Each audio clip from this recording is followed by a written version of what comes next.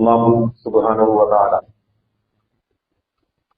അവന്റെ ഇഷ്ടവും പൊരുത്തവും കരസ്ഥമാക്കാൻ കഴിയും വിധത്തിൽ ജീവിതത്തെ ഏറ്റവും നല്ല നിലയിൽ സമീപിക്കാനും ഏറ്റവും ഒടുവിൽ ലാ ഇലാഹ ഇല്ലല്ലാഹ് എന്ന കലിമത്ത് തൗഹീദ് ഉച്ചരിച്ച് സന്തോഷപൂർവ്വം റബ്ബിനെ കണ്ടുമുട്ടാൻ കഴിയുകയും ചെയ്യുന്ന പുണ്യവാന്മാരുടെ കൂട്ടത്തിൽ നമ്മെ എല്ലാവരെയും ഉൾപ്പെടുത്തി അനുഗ്രഹിക്കുമാറാകട്ടെ. കഴിഞ്ഞ കുറെ അധികം ആഴ്ചകളിലായി ഏറ്റവും പ്രസക്തവും കാമ്പും കാതലുമാണ് ലാ ഇലാഹ ഇല്ലല്ലാഹ് എന്ന വിഷയത്തെ സംബന്ധിച്ചാണ് പറഞ്ഞുകൊണ്ടിരുന്നത്. ലാ ഇലാഹ ഇല്ലല്ലാഹ് ഒരു മനുഷ്യനെ സംബന്ധിച്ചിടത്തോളം, വിശ്വാസിയായ ഒരു മനുഷ്യനെ സംബന്ധിച്ചിടത്തോളം അവന്റെ സ്വപ്നവും അവന്റെ ലക്ഷ്യവും നിർണയിക്കുന്ന ഘടകമാണ്. ഏറ്റവും ഒടുവിൽ പങ്കുവച്ച വിഷയത്തിൽ രണ്ട് കാര്യങ്ങൾ പറഞ്ഞിരുന്നു. മഹാനായ ഖലീലുല്ലാഹ് ഇബ്രാഹിം അലൈഹിസ്സലാത്തു വസ്സലാം നടത്തിയ പ്രാർത്ഥനകളുടെ കൂട്ടത്തിൽ അല്ലാഹു സുബ്ഹാനഹു വ തആലയോട് അല്ലാഹുമ്മ ജഅൽനി ലിസാന സിദ്ഖിൻ ഫിൽ ആഖിരീൻ, അല്ലാഹുവേ എനിക്ക് ശേഷം, അല്ലാഹുവേ ഞാൻ ഈ ഭൂമിയിൽ നിന്ന് വിട പറഞ്ഞു കഴിഞ്ഞാൽ എനിക്ക് ശേഷം ഞാൻ അവശേഷിപ്പിച്ചു പോകുന്നവർക്കിടയിൽ എന്നെ കുറിച്ച് നല്ല അഭിപ്രായങ്ങൾ നിലനിൽക്കണം. ഞാൻ ചെയ്ത എന്റെ അമലുകൾ കൊണ്ട് ചില അടയാളങ്ങൾ ഈ ഭൂമിയിൽ ബാക്കിയാകണം. അത് എന്റെ ശേഷിപ്പുകളായിരുന്നു. രണ്ടാമത്തേത്, ഒരു മനുഷ്യരെ ഈ പറഞ്ഞ പ്രാർത്ഥനയിലേക്ക് ഉയർന്നു നിൽക്കണമെങ്കിൽ ഈ ഭൂമിയിൽ അവൻ അവശേഷിപ്പിച്ചു പോകുന്ന സമ്പാദ്യം അവന് ശേഷം ബാക്കിയാകുന്ന കൂട്ടത്തിൽ ഏറ്റവും പ്രധാനപ്പെട്ടത് അവന്റെ കുടുംബമാണ്. ആ കുടുംബത്തിന്റെ ഒരു ഇസ്ലാമികവൽക്കരണം, അത് എന്നെയും നിങ്ങളെയും സംബന്ധിച്ചിടത്തോളം ഒഴിഞ്ഞു മാറാൻ കഴിയാത്ത ഒരു വലിയ ബാധ്യതയാണ്. സാമൂഹ്യ സേവന മേഖലകളിലോ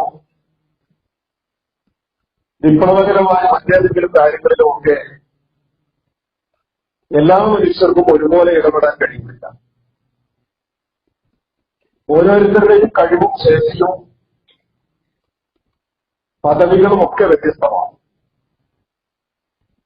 പക്ഷെ ഓരോ മനുഷ്യരെയും സംബന്ധിച്ചിടത്തോളം അവന്റെ കുടുംബം എന്ന് പറയുന്ന ഒരു ലോകമുണ്ട്. അവന്റെ ഇളകളും മക്കളും മാതാപിതാക്കളും സഹോദരങ്ങളും ബന്ധുമിത്രാദികളും ഉൾപ്പെടുന്ന ഒരു ലോകം എന്റെയും നിങ്ങളുടെ. ആ ഒരു വിഷയത്തിൽ എല്ലാ മനുഷ്യരും തുല്യരാണ്. അഥവാ അള്ളാഹുവിന്റെ മുമ്പിൽ മറുപടി പറയേണ്ട ഉത്തരവാദിത്തങ്ങളുടെ കൂട്ടത്തിൽ എന്തെങ്കിലുമൊക്കെ തിരക്കുകളോ ഒഴിവുകഴിവുകളോ പറഞ്ഞ് അള്ളാഹുവിൽ നിന്ന് രക്ഷപ്പെടാൻ, എന്തെങ്കിലും ന്യായവാദങ്ങൾ ഉന്നയിച്ചുകൊണ്ട് അള്ളാഹുവിന്റെ അടുക്കൽ നിന്ന് മാറിപ്പോകാൻ ഒരു മനുഷ്യനും സാധ്യമല്ലാത്ത തന്റെ വ്യക്തിപരമായ ജീവിതം പോലെ തന്നെ ബാധ്യതപ്പെടുന്നതാണ് അവന്റെ കുടുംബം. കുടുംബം എന്ന് പറഞ്ഞാൽ അള്ളാഹു സുബ്ഹാനഹു വ തആല മനുഷ്യന് നൽകിയ ഏറ്റവും വലിയ അനുഗ്രഹമാണ്. ഓരോ അനുഗ്രഹങ്ങളെയും ഓരോ തലത്തിൽ നമുക്ക് വിലയിരുത്താം. ആരോഗ്യം അള്ളാഹു നൽകിയ അനുഗ്രഹമാണ്. സമ്പത്ത് അള്ളാഹു നൽകിയ അനുഗ്രഹമാണ്. വിദ്യാഭ്യാസം, വൈജ്ഞാനിക യോഗ്യത അള്ളാഹു നൽകിയ അനുഗ്രഹമാണ്. സൗന്ദര്യം അള്ളാഹു നൽകിയ അനുഗ്രഹമാണ്. നമ്മുടെ വാഹനവും വീടും തുടങ്ങിയ ഭൗതികമായ എല്ലാ സംവിധാനങ്ങളും അള്ളാഹു നൽകിയ അനുഗ്രഹമാണ്. നാം ശ്വസിച്ചുകൊണ്ടിരിക്കുന്ന വായുവും കുടിക്കുന്ന വെള്ളവും അള്ളാഹുവിന്റെ അനുഗ്രഹമാണ്. ഇങ്ങനെ ഓരോ അനുഗ്രഹങ്ങളെയും നമ്മളൊന്നിങ്ങനെ കാറ്റഗറി തിരിച്ച് മനസ്സിലാക്കിയാൽ ഈ അനുഗ്രഹങ്ങൾ ഓരോന്നിനെയും നാം ഉപയോഗപ്പെടുത്തിക്കൊണ്ടിരിക്കുന്നത്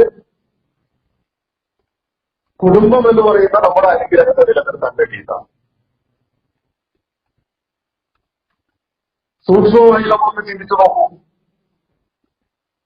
നമ്മൾ എന്തിനു വേണ്ടിയാണ് നമ്മുടെ ആയുസ്സിന്റെ ദീർഘമായ കാലയളവ് നാം ചെലവഴിച്ചത്?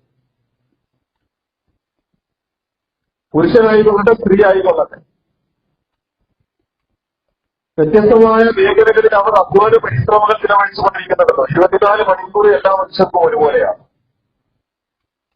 അല്ലാഹു സുബ്ഹാനഹു വ തആല എല്ലാ അനുഗ്രഹവും എല്ലാ മനുഷ്യർക്കും നൽകിയത് വ്യത്യസ്തമായ അളവിലാണ്.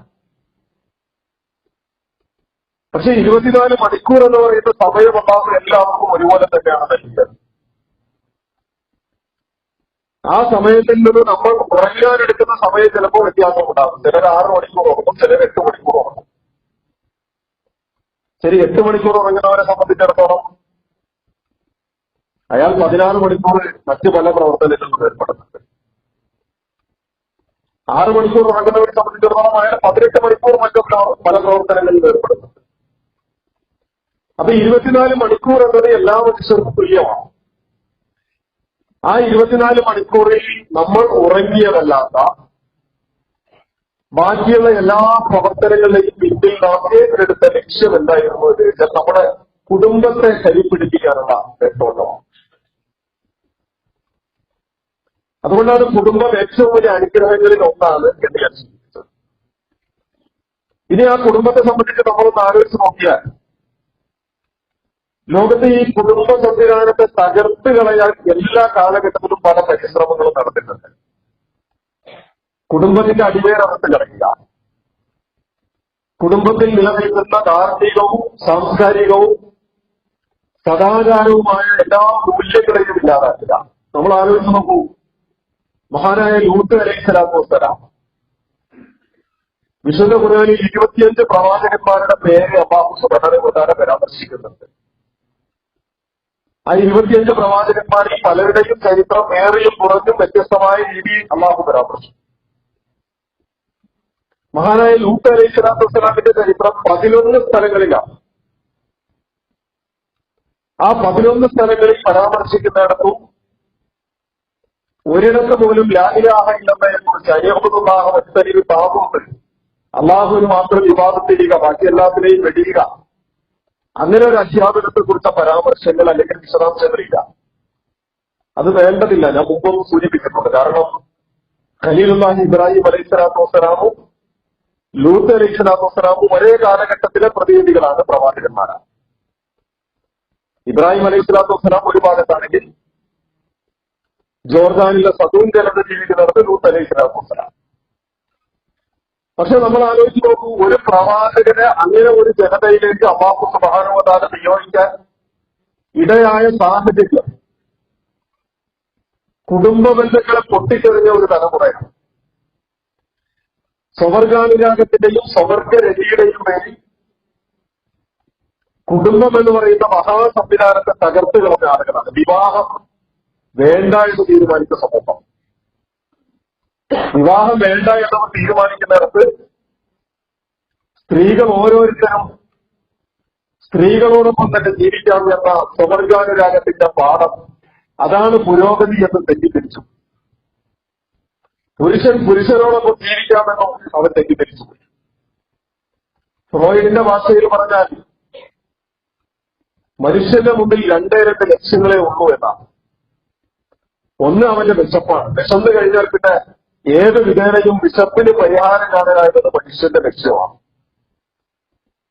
മറ്റൊന്ന് അവന്റെ ശാരീരിക താല്പര്യങ്ങളാണ്, ലൈംഗിക താല്പര്യമാണ്.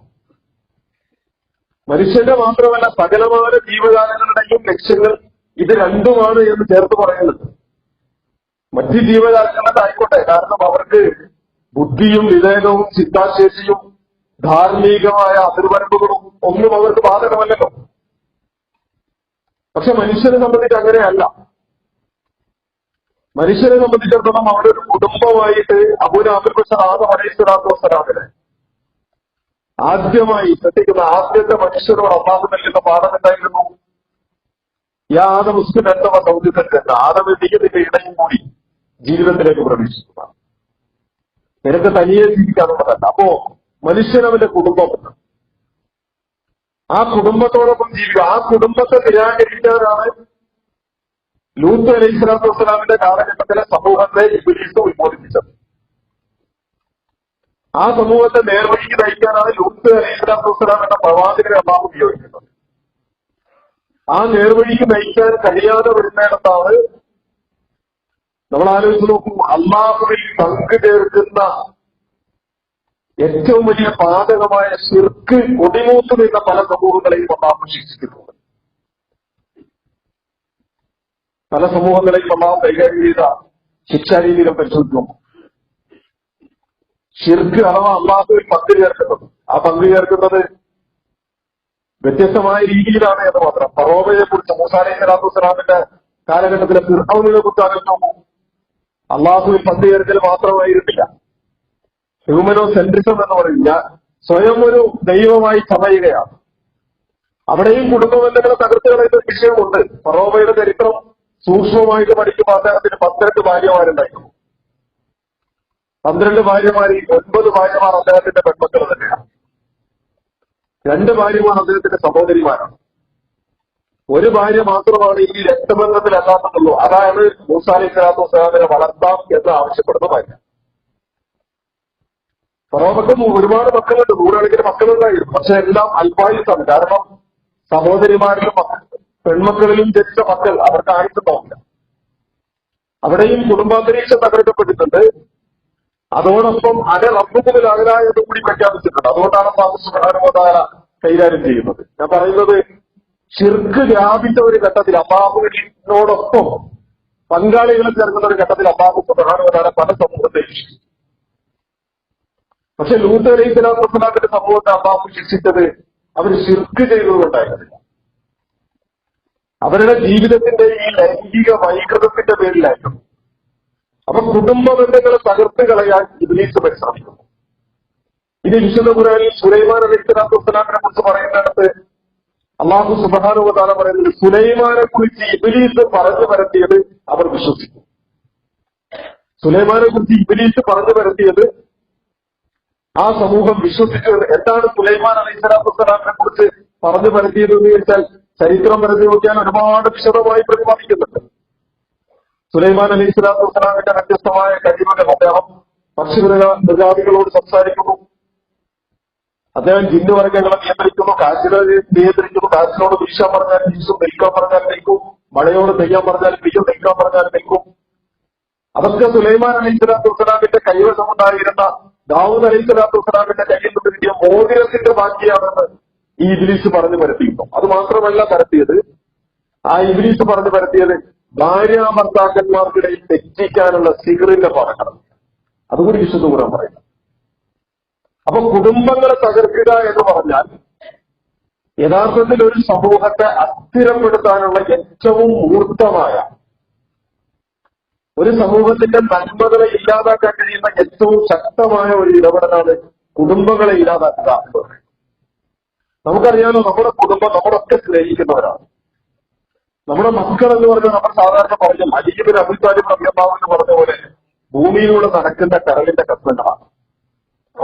ആ കരളിന്റെ കഷ്ണങ്ങൾ എന്ന് പറഞ്ഞാൽ നമ്മുടെ എല്ലാ സ്വപ്നങ്ങളുമാണ് നമ്മുടെ മക്കൾ, നമ്മുടെ ഇണകൾ, നമ്മുടെ കുടുംബം. ആ മക്കൾ കഴിഞ്ഞ ദിവസം വല്ലാതെ വേദനിപ്പിച്ച ചില വാർത്തകൾ നമ്മളൊക്കെ വായിച്ചിട്ടുണ്ട്. കഴിഞ്ഞ ആഴ്ചയിലും കഴിഞ്ഞ ദിവസവുമൊക്കെ നമ്മുടെ നാട്ടിലെ പല ഭാഗങ്ങളിലായിട്ട് ഇന്നലെ 4 പെൺകുട്ടികൾ അപകടത്തിൽ മരണപ്പെട്ടിരിക്കുന്നു. 8ാം ക്ലാസ് വിദ്യാർത്ഥികൾ, 13 വയസ്സ് പ്രായം. വേറെ ചില ചെറിയ മക്കൾ മരണപ്പെട്ടതിന്റെ വാർത്തകൾ. വേറെ ചില നല്ല ബ്രൈറ്റ് ആയിട്ടുള്ള നല്ല വിദ്യാർത്ഥികൾ കഴിഞ്ഞ ആഴ്ചയിൽ ആലപ്പുഴയിൽ ഒരു ആക്സിഡന്റിൽ മരണപ്പെടുന്നു. ഒരു കുടുംബത്തെ സംബന്ധിച്ച്, ഒരു മനുഷ്യനെ, ഒരു പിതാവിനെ, ഒരു മാതാവിനെ സംബന്ധിച്ച് ജീവിതത്തിൽ അഭിമുഖീകരിക്കുന്ന ഏറ്റവും വലിയ ദുരന്തം അവർ ജീവിച്ചിരിക്കുമ്പോൾ മക്കൾ മരണപ്പെടുക എന്നുള്ളതാണ്. അവര് ജീവിച്ചിരിക്കുമ്പോൾ സ്വന്തം മക്കൾ മരണപ്പെടുക എന്നുള്ളത്. അല്ലാഹു സുബ്ഹാനഹു വ തആല ആ മക്കളുടെ, അവരേത് മതവിശ്വാസികളായാലും ഏത് സമൂഹത്തിലായാലും അവരുടെ മാതാപിതാക്കളുടെ അല്ലാഹു സുബ്ഹാനഹു വ തആല ആശ്വാസം പ്രദാനം ചെയ്യുന്നതാണ്. നമ്മൾ ആലോചിച്ചപ്പോൾ അല്ലാഹുവിന്റെ റസൂൽ സല്ലല്ലാഹു അലൈഹി വസല്ലം പറയുന്നുണ്ട്, ഒരു കൊച്ചുകുട്ടിയുടെ ആത്മാവിനെ പിടിച്ചിട്ട് അള്ളാഹുവിന്റെ മലക്കുകൾ മടങ്ങി ചെല്ലുമ്പോ അള്ളാഹു സുബ്ഹാനഹു വ തആല ആ മലക്കുകളോട് ചോദിക്കും, അഥവാ മക്കളുടെ ആത്മാവിനെ റൂഹിനെ പിടിച്ചിട്ട് അള്ളാഹുവിന്റെ മലക്കുകൾ മടങ്ങി ചെല്ലുമ്പോൾ അള്ളാഹു സുബ്ഹാനഹു വ തആല ചോദിക്കും, എന്റെ അടിമയുടെ കരലിന്റെ കഷ്ണങ്ങളെ നിങ്ങൾ പിടിച്ചെടുത്തോ, എന്റെ അടിമയുടെ കരലിന്റെ കഷ്ണങ്ങളെ നിങ്ങൾ പിടിച്ചെടുത്തു. അപ്പോൾ അവൻ എന്താണ് പറഞ്ഞത്?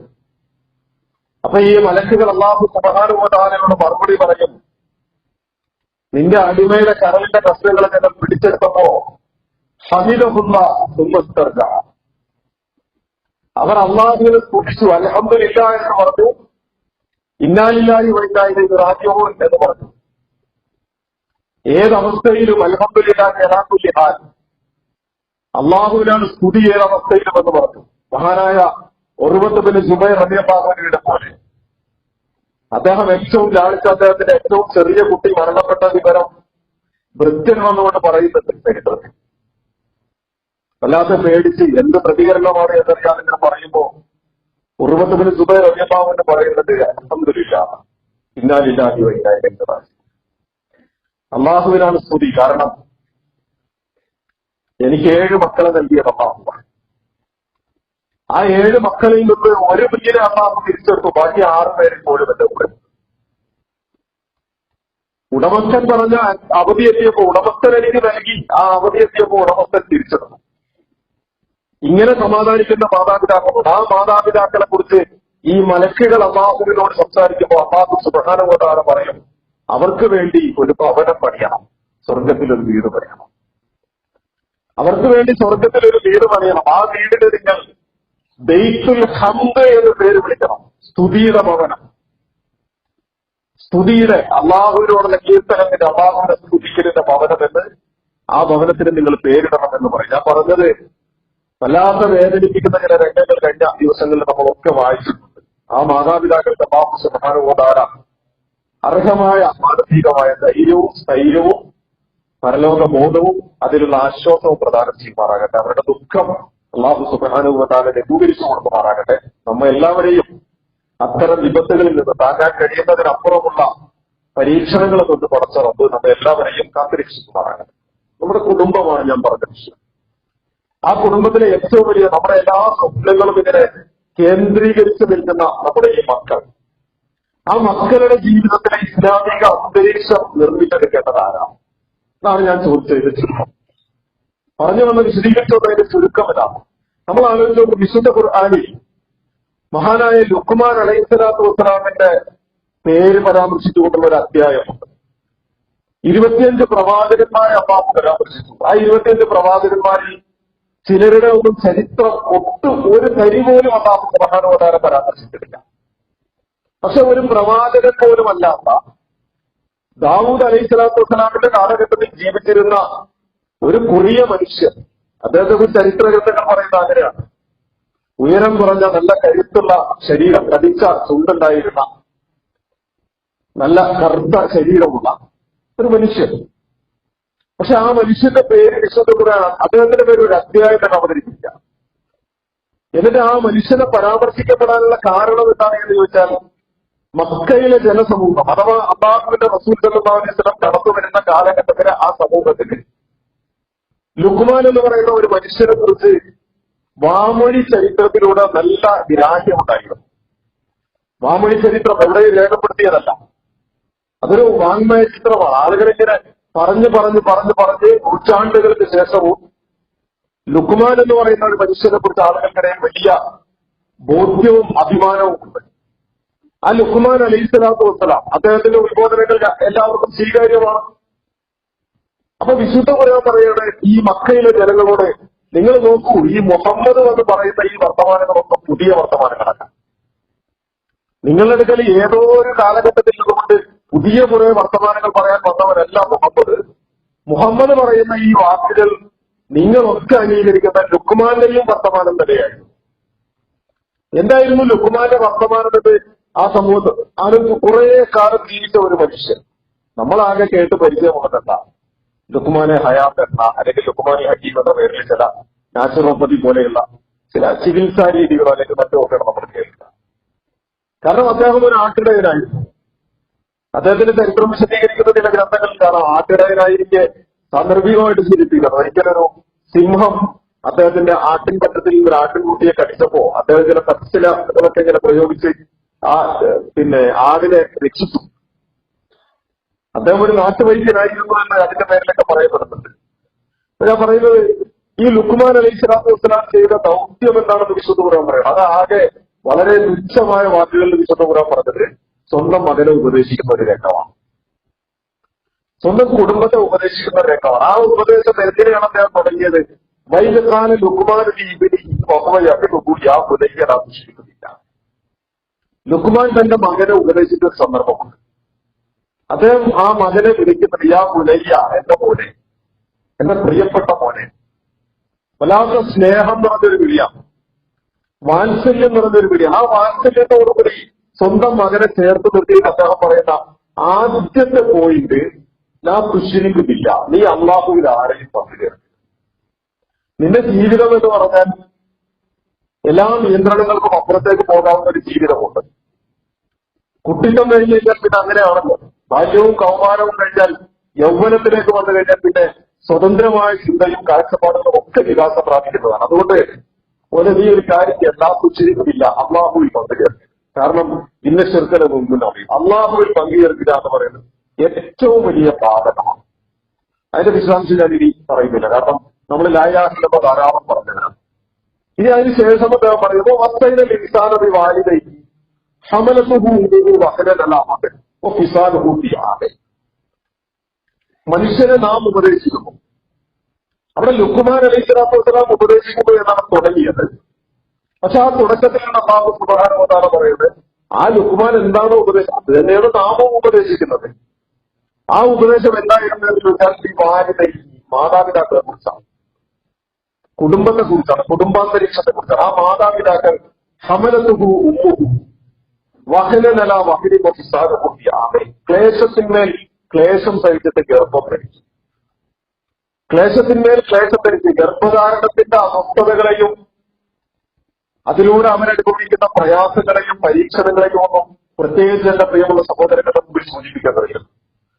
അപ്പൊ ഗർഭം ധരിച്ച് നിങ്ങളെ പ്രസവിച്ച് ഫിസാലുഹൂഫിയാമെ അനുസരിച്ച് ഏതാണ്ട് 62ഓളം എല്ലുകൾ ഒരേ സമയം പൊട്ടിയാൽ, ഒരു മനുഷ്യ ശരീരത്തിലെ 62ഓളം എല്ലുകൾ ഒരേ സമയം പൊട്ടിയാൽ ഒരു മനുഷ്യൻ അഭിമുഖീകരിക്കുന്ന വേദന എത്രയാണോ അത്രയും വേദന സഹിച്ചിട്ടാണ് ഓരോ മാതാക്കളും തങ്ങളുടെ കുഞ്ഞുങ്ങളെ പ്രസവിക്കുന്നത്. ഓരോ മാതാവിനും ആ പ്രസവ വേദന, ആ വേദനയിലൂടെ അവർ പ്രസവിച്ച് ഫിസാലുഹൂഫിയാമെ 2 വർഷക്കാലം മുലയൂട്ടി നിങ്ങളെ വളർത്തിയെടുത്തു എന്നതിന്റെ അനിഷ്കുറിലി വലിവാനിതേ, നിങ്ങൾ എനിക്ക് നന്ദി കാണിക്കണം, മാതാപിതാക്കൾക്ക് നന്ദി കാണിക്കണം, ഇലയിൽ മസീർ, നിങ്ങൾ എന്നിലേക്ക് മടങ്ങാനുള്ളവരാണ്. അപ്പൊ കുടുംബത്തിന്റെ ഒരു ഏറ്റവും ബേസിക് ആയിട്ടുള്ള സ്റ്റാർട്ടിംഗ് പോയിന്റ് അല്ലാഹു സുബ്ഹാനഹു വ തആല നിങ്ങളുടെ മാതാപിതാക്കളിലേക്ക് നിങ്ങൾ പറയേണ്ടതില്ലല്ലോ, ഒരുപാട് പറയേണ്ടതില്ല, പല ആവർത്തി പറഞ്ഞിട്ടുള്ള വിഷയമാണ്. അവര് നിങ്ങളുടെ സ്വർഗമാണ്, അവർ നിങ്ങളുടെ നരകവുമാണ്. മാതാപിതാക്കൾ എന്ന് പറയുന്നത് നിങ്ങളുടെ സ്വർഗമാണ്, അവർ നിങ്ങളുടെ നരകവുമാണ്. അവരെ നിങ്ങൾ എങ്ങനെ കൈകാര്യം ചെയ്യുന്നുവോ ആ കൈകാര്യം ചെയ്യുന്നതിന്റെ അടിസ്ഥാനത്തിലാണ് നിങ്ങളുടെ സ്വർഗവും നരകവും തീരുമാനിക്കപ്പെടുക. ആ ഒരൊറ്റ വാക്കിൽ ഞാൻ അവർക്ക് മാതാപിതാക്കൾ. കാരണം ആകാശത്തുള്ളവന്റെ അവകാശം അല്ലാഹു സുബ്ഹാനഹു വ തആല എവിടെയെല്ലാം പറഞ്ഞോ ആകാശത്തുള്ളവന് നിങ്ങൾ അവകാശം വകവെച്ചു കൊടുക്കണമെന്ന് പറഞ്ഞാൽ പിന്നെ ഭൂമിയിലുള്ളവരുടെ അവകാശം വകവെച്ചു കൊടുക്കണം. ഭൂമിയിലുള്ളവരുടെ അവകാശം നിങ്ങൾ വകവെച്ചു കൊടുക്കാൻ ആരംഭിക്കേണ്ടത് വഖളാ റബ്ബുക അല്ലാ തഅ്ബുദൂ ഇല്ലാ ഇയ്യാഹ്, അല്ലാഹുവിന് മാത്രം വിഭാഗിക്കണം. വബിൽ വാലിദൈനി ഇഹ്സാന, മാതാപിതാക്കൾക്ക് ഗുണം ചെയ്യണം. അപ്പൊ ഭൂമിയിലുള്ളത് ആരംഭിക്കേണ്ടത് അവിടെ നിന്നാണ്. കാരണം അവരില്ലായിരുന്നെങ്കിൽ നമ്മുടെ ചിറകുകൾക്ക് എന്ത് കരുത്താണ് ഉണ്ടാവുക. അവര് നമുക്ക് പകർന്നു തന്ന മുലപ്പാലില്ലായിരുന്നുവെങ്കിൽ, അവര് നമ്മെ തലോടിയും ചേർത്ത് പിടിച്ചും ചുംബിച്ചും ആലിംഗനം ചെയ്തും നമ്മെ പോറ്റി വളർത്തി എന്ത് തർബീയത്ത് വേറെ എവിടെ നിന്നാണ് നമുക്ക് കിട്ടുക? ഒരുപാട് അതിന്റെ പിന്നാമ്പുറങ്ങളിലൂടെ നമ്മളെക്കുറിച്ച് സ്വയം ഒന്ന് ചിന്തിക്കുക. നമുക്ക് ഓരോരുത്തർക്കും ഓരോ ഉമ്മമാരുണ്ട്. എന്റെ ഉമ്മയല്ല നിങ്ങളുടെ ഉമ്മ. പക്ഷെ ഓരോ ഉമ്മമാരും അതിന്റെ പിന്നിൽ അഭിമുഖീകരിച്ച വേദനയും പരീക്ഷവും ഉണ്ട്. മാതാപിതാക്കൾ അവർ കൊണ്ട വെയില് നമ്മൾ അനുഭവിക്കുന്ന തണലാണ്. ആ തണലിന് നാം അല്ലാഹുവിനോട് നന്ദി കാണിക്കണം, അവരോട് നന്ദി കാണിക്കണം. ഇനി ആലോചിച്ച് നോക്കൂ, വിശുദ്ധ ഖുർആൻ സൂറത്ത് ഇൻഷിഖാഖിലൊരു രംഗം പറയുന്നു. എല്ലാം കഴിഞ്ഞ് ലോകാവസാനവും കഴിഞ്ഞ് മനുഷ്യർ അല്ലാഹുവിന്റെ മുമ്പിൽ വിചാരണയ്ക്ക് വേണ്ടി ഹാജരാക്കപ്പെടും. ആ വിചാരണയ്ക്ക് വേണ്ടി ഹാജരാക്കപ്പെടുന്ന സമയത്ത് അമ്മാവൻ ഊട്ടിയ കിതാബ് ഭൂമിയെ നീ ഫസൗഫ യുഹാസബു ഹിസാബ യസീറ. ചില ആളുകൾ അവരുടെ വലത് കൈയിൽ അല്ലാഹു സുബ്ഹാനഹു വ തആല അവരുടെ കർമ്മപുസ്തകം, ഏത് കർമ്മപുസ്തകം? ലാ യുവാദിറു സഗീറത്തൻ വലാ കബീറത്തൻ ഇല്ലാ അഹ്സാഹ. ചെറുതും വലുതുമായ ഒന്നുപോലും വിട്ടുപോയിട്ടില്ലല്ലോ എന്ന് മനുഷ്യൻ അത്ഭുതപ്പെടുന്ന അവന്റെ കർമ്മപുസ്തകം. മറ്റൊരു ഭാഷയിൽ പറഞ്ഞാൽ കിതാബ് മർഫൂ, ഡിജിറ്റൽ ബുക്ക്. ഓരോരുത്തരെയും ഇങ്ങനെ യുറാഹൂല കാണിച്ചു കൊടുക്കുകയാണ് അല്ലാഹു സുബ്ഹാനഹു വ തആല. അപ്പൊ വലത് കൈയിലേക്ക് ഇങ്ങനെ ഗ്രന്ഥം കൊടുക്കുന്ന ആളുകൾ ഫസൗഫ യുഹാസബു ഹിസാബ ലളിതമായ വിചാരണയിലൂടെ അവർ കടന്നു പോകും. വയങ്കലിബു ഇലാ അഹ്ലിഹി മസ്റൂറ. അവർ സ്വന്തം കുടുംബാംഗങ്ങളുടെ അടുക്കിലേക്ക് വയങ്കലിബു ഇലാ അഹ്ലിഹി മസ്റൂറ, സ്വന്തം കുടുംബത്തിന്റെ അടുക്കലേക്ക് അവർ സന്തോഷത്തോടുകൂടി മടങ്ങി ചെല്ലും. എപ്പോ? വിചാരണയ്ക്ക് ശേഷം. ഇനി രണ്ടാമത്തെ ഒരു വിഭാഗം അമ്മാമൻ ഊട്ടിയ കിതാബഹു വറാഅ. ഇടത് കൈകളിൽ കർമ്മപുസ്തകം വാങ്ങേണ്ടി വരുന്ന ദൗർഭാഗ്യവാന്മാരായ ആളുകൾ. ഇടത് കൈയിലാണ് അവരുടെ കർമ്മപുസ്തകം. മുതുകിന്റെ പിന്നിലൂടെ വറാഅ. അവരുടെ മുന്നിലൂടെയല്ല, അവരുടെ മുഖത്ത് നോക്കാൻ അല്ലാഹുവിന് താല്പര്യമില്ല. അവരുടെ കർമ്മപുസ്തകം അല്ലാഹുവിന്റെ മാലാഖമാർ കൊണ്ടുവന്ന് കൊടുക്കുന്നത് അവരുടെ കൈ ഇടത് കൈയിലാണ്. ആ ഇടത് കൈയിൽ വാങ്ങിയ ആളുകൾ ഫസൗഫ സുബൂറ. ഈ ഇടത് കൈയിലാണ് എന്ന് അറിയുമ്പോൾ തന്നെ അവൻ വിലപിക്കും. യദഹു സുബൂറ, എന്റെ നാശം, ഞാൻ വല്ലാതെ നശിച്ചുപോയല്ലോ, ഞാൻ കുടുങ്ങിപ്പോയല്ലോ. എവിടെയാണ് ഞാൻ കുടുങ്ങിയത്? വയസ്സുലാ സഈറ, നരകത്തിലേക്ക് പ്രവേശിക്കണം. കാരണം ഇന്നഹു കാന ഫീ അഹ്ലിഹി മസ്റൂറ. അവർ ഈ ദുനിയാവിൽ ജീവിച്ചിരുന്നപ്പോ അവരുടെ കുടുംബങ്ങളിൽ സന്തോഷത്തോടുകൂടി ജീവിച്ചവരാണ്. ഒരു ഭാഗത്ത് കുടുംബത്തിന്റെ അടുക്കിലേക്ക് സന്തോഷത്തോടുകൂടി മടങ്ങിപ്പോകുന്ന ആളുകളും, മറുഭാഗത്ത് ദുനിയാവിൽ ജീവിച്ചപ്പോ സന്തോഷത്തോടുകൂടി ജീവിച്ച ആളുകളാണ്. പക്ഷെ പറ്റിയ പാടിച്ച എന്താണ് എന്ന് ചോദിച്ചാൽ അള്ളാഹുവിന്റെ ദീനായിരുന്നില്ല കുടുംബത്തിന്റെ ദീൻ. കുടുംബത്തിന്റെ ദീൻ മറ്റൊരു ദീനായിരുന്നു. കുടുംബത്തിന്റെ ദീൻ വേറെ കുറെ സ്വപ്നങ്ങളായിരുന്നു. കുടുംബത്തിന്റെ ദീൻ ഏതെങ്കിലുമൊക്കെ വിജയം നമ്മുടെ മക്കളിങ്ങനെ ജീവിച്ച അവരുടെ കളിയും ചിരിയും കൂട്ടുകാരും തമാശകളും ഒക്കെ ആയിട്ട് പോകുമ്പോ അതിനെന്താ ഇപ്പൊ ആകാശം ഇടിഞ്ഞു വീഴുമോ എന്ന് ചോദിക്കും. പെൺകുട്ടികളുമായിട്ട് ബൈക്കിൽ കറങ്ങാൻ പോയാൽ തോളിൽ കൈയിട്ടാൽ, ഒന്ന് ചേർത്ത് പിടിച്ചാൽ, ഒന്ന് തുമ്പിച്ചാൽ, ഒന്ന് ആലിംഗനം ചെയ്താൽ ആകാശം ഇടിഞ്ഞു വീഴുമോ എന്ന് ചോദിക്കും. ആകാശം ഇടിഞ്ഞു വീഴൂല. ആകാശമല്ല ഇടിഞ്ഞു വീഴുന്നത് അല്ലാഹുവിന്റെ ദീനിന്റെ ധാർമ്മികമായ പരിധികളാണ്. ഇടിഞ്ഞു വീഴുന്നത് നമ്മൾ ഓരോരുത്തരും കരുതി വെക്കുന്ന നമ്മുടെ സ്വപ്നങ്ങളിലൂടെ സ്വർഗത്തിലേക്ക് കടക്കണമെന്ന് പ്രതീക്ഷിക്കുന്ന നമ്മുടെ വാതിലുകളാണ് അടഞ്ഞു പോകുന്നത്. പ്രിയമുള്ളവരെ, ഞാൻ പറയുന്നത് നമ്മുടെ കുടുംബങ്ങൾ, നമ്മുടെ മക്കൾ, നമ്മുടെ ഇണകൾ അല്ലാഹു സുബ്ഹാനഹു വ തആലയുടെ മുമ്പിൽ മറുപടി പറയുന്ന അമാനത്തുകളാണ്. നമ്മുടെ കയ്യിലിങ്ങനെ ഏൽപ്പിച്ചു തന്നിട്ടുള്ള അമാനത്ത്. ആ അമാനത്തുകളെ നമ്മൾ പഠിക്കണം. നമ്മുടെ മക്കളെ നമ്മളിങ്ങനെ വളർത്തിയെടുക്കുന്നുണ്ട്. അവരുടെ ഭൗതികമായ എല്ലാ നേട്ടങ്ങളിൽ നമ്മൾ വല്ലാതെ ഊറ്റം കൊള്ളും, നമ്മൾ അഭിമാനം കൊള്ളും. നമ്മൾ കൺകുളിർമയോടുകൂടി നോക്കണം, സന്തോഷിക്കണം, കൺകുളിർമയോടുകൂടി ആസ്വദിക്കണം, അവരെ പ്രോത്സാഹിപ്പിക്കണം. പക്ഷെ ആ പ്രോത്സാഹനങ്ങളോടൊക്കെ ഒപ്പം മക്കൾ എത്ര വലിയ ഉയരങ്ങളിലേക്ക് പോയാലും മക്കളെ നിങ്ങളുടെ നമസ്കാരം അതിന് നിങ്ങൾ നമസ്കരിക്കണം. ആ നമസ്കാരം എന്ന് പറയുന്നത് അല്ലാഹുവുമായിട്ടുള്ള സംഭാഷണമാണ്. വാപ്പയോടും ഉമ്മയോടും സംസാരിക്കുന്നുണ്ടെങ്കിൽ മക്കളെ നിങ്ങൾ അല്ലാഹുവിനോട് കൂടി സംസാരിക്കണം. ഏറ്റവും ഒടുവിൽ ഒരു വൈകാരികമായ ചോദ്യം കൂടി നമ്മുടെ മക്കളോട് ചോദിച്ചു നോക്കാം. മക്കളെ, വാപ്പയെങ്ങാനും, ഞാൻ പലപ്പോഴും എന്റെ സഹോദരങ്ങളുടെ കൂടി ഇതേ മിമ്പറിൽ നിന്നുകൊണ്ട് ചോദിച്ചിട്ടുണ്ട് അതേ ചോദ്യം. മക്കളെ ഒന്ന് പിടിച്ചിട്ട് ചോദിക്കാം, മോനെ, ഇന്ന് രാത്രിയെങ്ങാനും വാപ്പ മരണപ്പെട്ടാൽ നാളെ വാപ്പയുടെ ജനാസ പള്ളിയിൽ കൊണ്ടുവന്നിങ്ങനെ കിടത്തിയിട്ട് ജനാസ നമസ്കാരത്തിന് വാപ്പയുടെ തലയുടെ ഭാഗത്ത് നിന്നുകൊണ്ട് നമസ്കാരത്തിന് നേതൃത്വം കൊടുക്കാനുള്ള ധൈര്യം നിനക്കുണ്ടോ? പ്രാർത്ഥന നിനക്കറിയോ? വാപ്പാക്ക് വേണ്ടിയിട്ടൊന്ന് പ്രാർത്ഥിക്കാൻ അവസാനമായിട്ട് ഇതൊന്നും കൊടുക്കാനില്ലല്ലോ. 3 പിടി മണ്ണേ ഉള്ളൂ. ആ 3 പിടി മണ്ണ് കൊടുക്കുന്നതിന് മുൻപ് എന്റെ തലയുടെ ഭാഗത്ത് ഇമാമായി നിൽക്കാനുള്ള യോഗ്യത നിനക്കുണ്ടോ? നീ പഠിച്ചിട്ടുണ്ടോ? നിനക്കറിയോ? ചോദിച്ചു നോക്കൂ. അവിടെ ബോധ്യപ്പെടും നമ്മുടെ കുടുംബത്തിന്റെ ദീനിയായ തർബീയത്ത്. അവരൊറ്റ ചോദ്യത്തിൽ നമുക്ക് എല്ലാം ഉള്ളിയുടെ തൊണ്ട് കുലിക്കുന്നത് പോലെ നമുക്ക് ഒലിച്ചെടുക്കാൻ കഴിയും. പ്രിയമുള്ളവരെ, നമ്മുടെ കുടുംബം ഏറ്റവും വലിയ സ്വത്താണ്. നമ്മുടെ വ്യക്തിപരമായ ജീവിതത്തിൽ നമ്മുടെ ലാ ഇലാഹ ഇല്ലല്ലാഹയുടെ വിത്തുകൾ നട്ടുമുളപ്പിക്കണം. ആ വിത്തുകളിൽ നിന്ന് നമ്മുടെ ചക്കയും മാങ്ങയും ഒക്കെ നട്ടുമുളപ്പിക്കാറില്ല, നല്ല കരുത്തുള്ള വിത്ത് എന്നതുപോലെ നമ്മുടെ മക്കളിൽ അതേ വിത്തുകൾ നമ്മൾ നട്ടുമുളപ്പിക്കണം. ലാ ഇലാഹ ഇല്ലല്ലാഹയുടെ വിത്തുകൾ, ആ ലാ ഇലാഹ ഇല്ലല്ലാഹയുടെ വിത്തുകൾ ഇങ്ങനെ പടർന്ന് പന്തലിച്ച് അവിടെയാണ് വിശുദ്ധ ഖുർആൻ ജന്നാത്തു അദ്നിൻ യദ്ഖുലൂനഹ. എന്ത് ഭംഗിയാണെന്നറിയോ?